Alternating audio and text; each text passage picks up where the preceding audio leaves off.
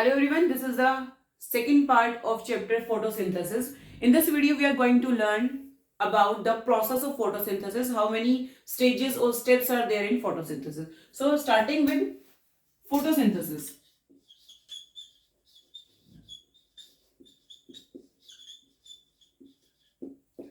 Photosynthesis जो process है, it will take place in two phases. Number one, light reaction.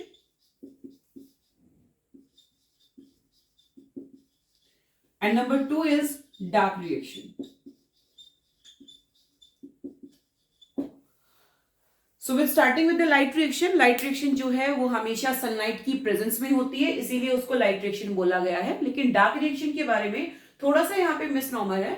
अब misnomer किस चीज के बारे में है? डार्क रिएक्शन जो है उसके नाम से हमें ऐसा सजेस्ट हो रहा है कि वो सिर्फ डार्क में यानी कि अंधेरे में होगी, but it is not like that. Dark reaction can take place in light also, यानी कि सनलाइट की प्रेजेंस में भी हो सकती है, और वो जब सनलाइट नहीं होती तब भी हो सकती है. That's why we are calling it as dark reaction. Basically light reaction को हमें बोलना चाहिए it is photo phosphorylation,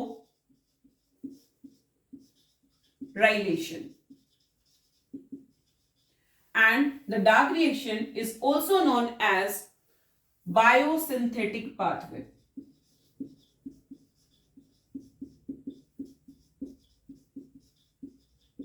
It is a biosynthetic pathway. So with start photophosphorylation. पहले इन वर्ड्स के जो है अच्छे से मीनिंग समझ लो. फोटोफोस्फोराइलेशन, फोटो का मतलब है यहां पर लाइट, फोस्फो यानी कि फॉस्फेट, राइलेशन फॉस्फेट आप बना रहे हो. फॉस्फेट मतलब यहां पर एटीपी, क्योंकि आपकी एनर्जी जो है वो एटीपी की फॉर्म में स्टोर होती है. So basically in the light reaction हमने क्या करना है, प्लांट्स के पास कुछ फोटो सिस्टम्स होते हैं, कुछ पिगमेंट्स होते हैं जिसकी वजह से वो लाइट को जो है ट्रैप कर सकता है. लाइट एनर्जी को ट्रैप करके फिर उससे chemical energy banana is light reaction. अब उस केमिकल एनर्जी यानी कि केमिकल एनर्जी आपकी होगी एटीपी की फॉर्म में, आपकी हो सकती है एनएडीपीएच की फॉर्म में. एटीपी एनएडीपीएच को यूज करके वो बनाएगा glucose, and this will be the biosynthetic pathway. Bio means living, synthetic मतलब मेकिंग प्रोसेस. सो वो इसी एटीपी को यूज करके बना रहा है क्या, glucose. And this process of glucose formation by using the chemical energy is known as biosynthetic pathway. So first of all हमें डिटेल में पढ़ना है लाइट रिएक्शन को, and then we will go to the dark reaction. So starting with the light reaction.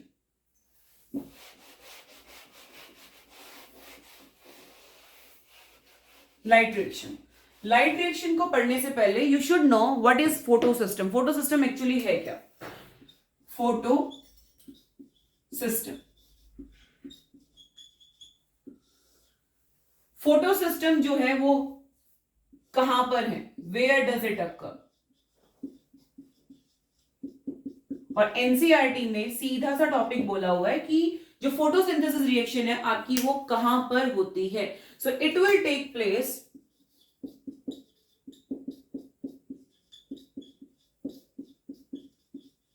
inside chloroplast. It will take place inside chloroplast. Chloroplast are present in the mesophyll cells. Mesophyll cells जो हैं leaves के, उसके अंदर आपके chloroplast present होते हैं. Structure जो है थोड़ा सा वो समझ लेते हैं हम यहाँ पर क्लोरोप्लास्ट का. क्लोरोप्लास्ट जो है they are the double membranous structure. Chloroplast का स्ट्रक्चर हमने चैप्टर सेल के अंदर भी किया था, थोड़ा सा इसको रिमाइंड कर रहे हैं हम यहां पर. क्लोरोप्लास्ट डबल मेम्ब्रेनस स्ट्रक्चर है, आउटर मेम्ब्रेन है उसके पास. आउटर मेम्ब्रेन जो है it is more permeable as compare to inner membrane. ये हम सेल चैप्टर के अंदर पढ़ चुके हैं.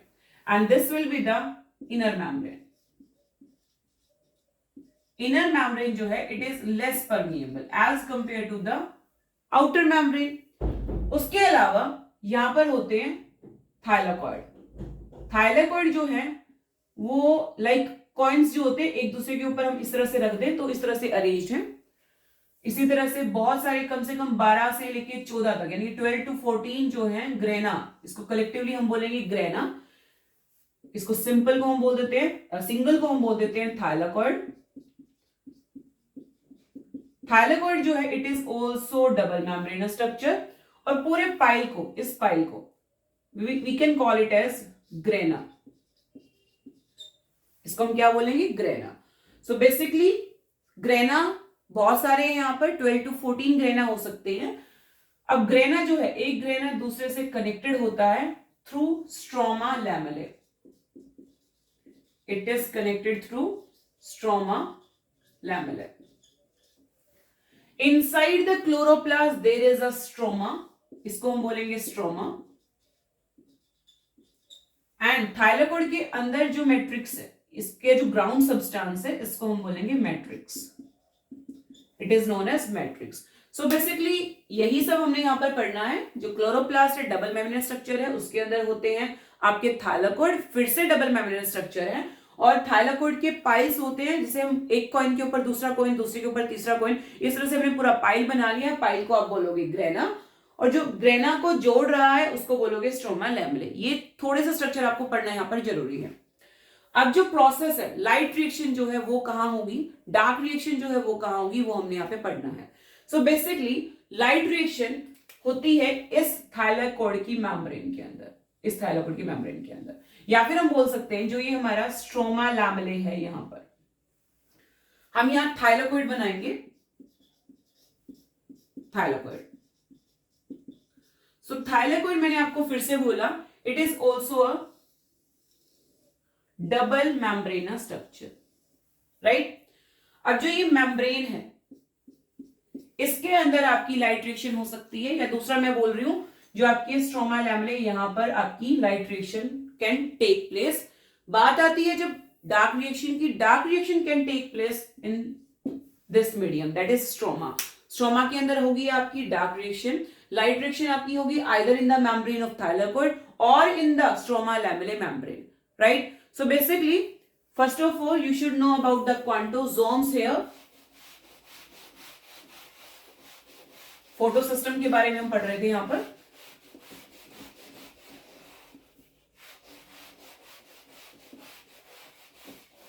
एक्चुअली जो पिगमेंट्स हैं, there are type of pigments. Plant के अंदर बहुत सारे पिगमेंट्स होते हैं, लाइक हम बात कर सकते हैं यहां पर क्लोरोफिल की। क्लोरोफिल भी आप बोलोगे ए क्लोरोफिल, फिर आप बोल सकते हो chlorophyll b, carotenoids and ज़ेंथोफिल्स।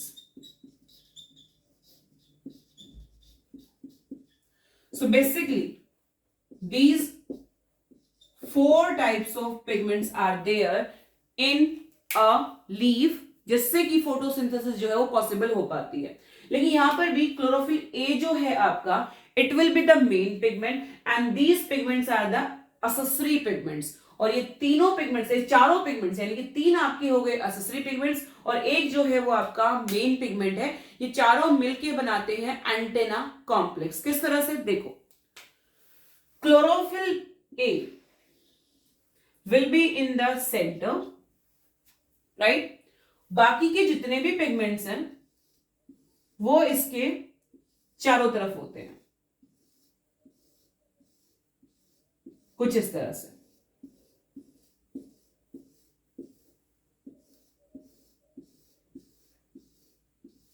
These are the accessory pigments. So chlorophyll A is the main pigment, और हम इसको बोल सकते हैं reaction center. Chlorophyll A is the reaction center, and the other are accessory pigments.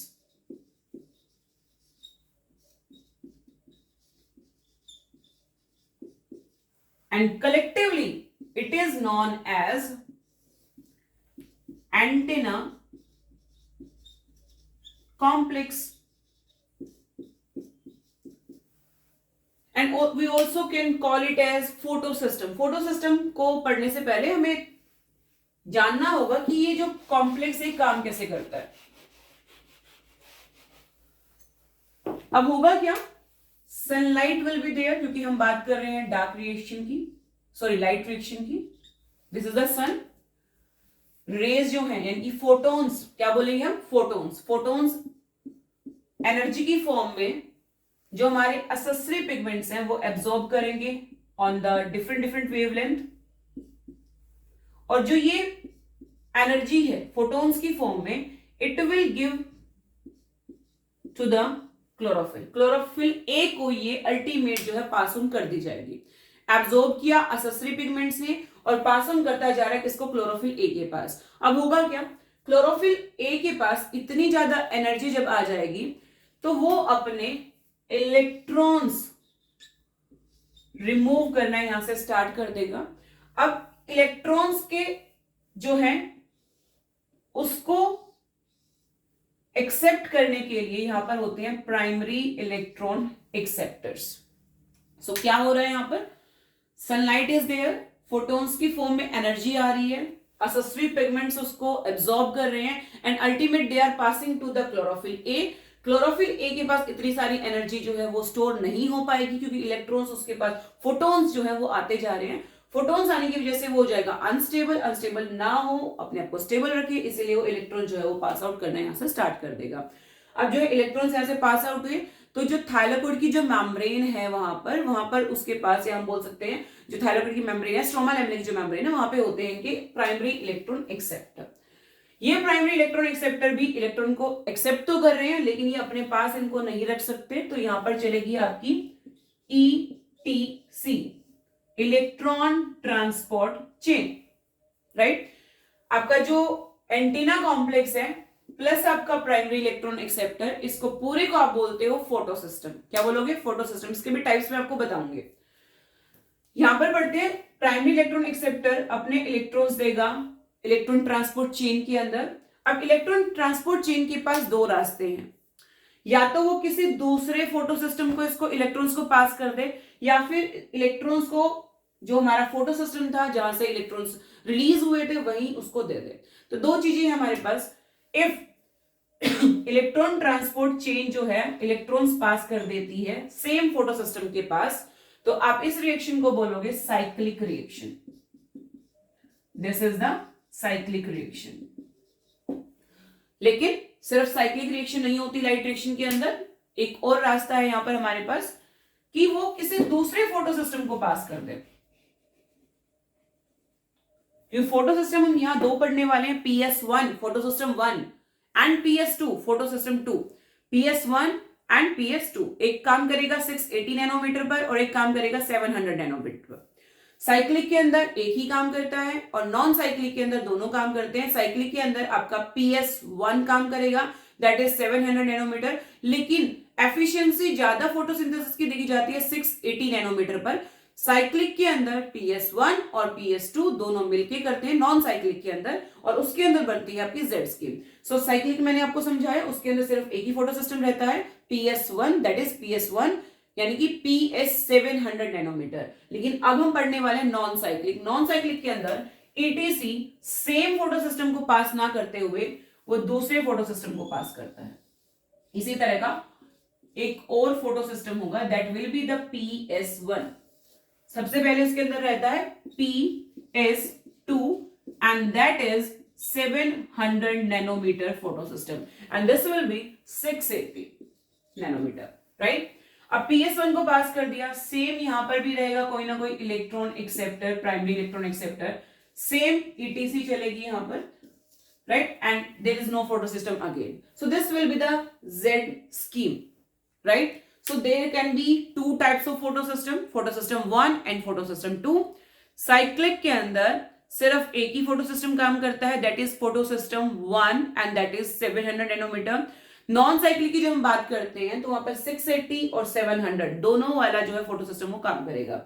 ये हमारा PS2 है, PS2 को आप 680 लिखोगे ना कि 700। It is 680 and this one is 700 nanometer, right? So these two photosystem will be there in the non-cyclic reaction. उसको Z scheme भी बोलेंगे, इसको हमने डिटेल में काफी अच्छे से पढ़ना है। अभी के लिए हमने क्या किया, light reaction can take place in two ways. One is cyclic photophosphorylation, and the second way is non-cyclic photophosphorylation, right? So summarize कर रही हूं मैं इन सबको.